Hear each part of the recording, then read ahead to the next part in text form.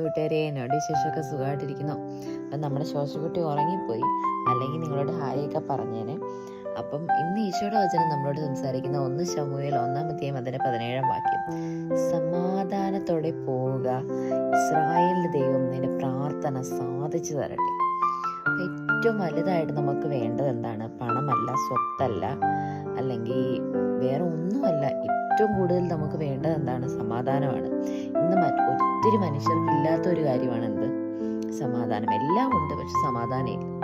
അങ്ങനെ ഒത്തിരി പേരെ കാണുന്നുണ്ട്. കാശുണ്ട്, പൈസയുണ്ട്, വലിയ വീട്, കൊട്ടാരം പോലെ വീടുണ്ട്, പക്ഷെ സമാധാനമില്ല.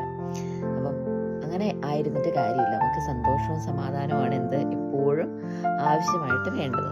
അപ്പം ഈശോ ഇന്ന് പറയുന്നു, ഈ വചനം കേൾക്കുന്നവരോട് പറയുന്നു, സമാധാനമായിട്ടിരിക്കുക. നിങ്ങളുടെ മനസ്സിലെ എന്ത് ആവരാതിയാണോ, നിങ്ങൾ എന്തിനു വേണ്ടിയാണോ പ്രാർത്ഥിക്കുന്നത്, നിങ്ങൾ എന്തിനു വേണ്ടിയാണോ വിഷമിച്ചിരുന്ന് ഇന്ന് മനസ്സ് സങ്കടപ്പെട്ട് പ്രാർത്ഥിച്ചത്, ആ ആഗ്രഹം ഈശോ സാധിച്ചു തരും. ആ പ്രാർത്ഥനയ്ക്ക് ഒരു നല്ല ഫലം കിട്ടും.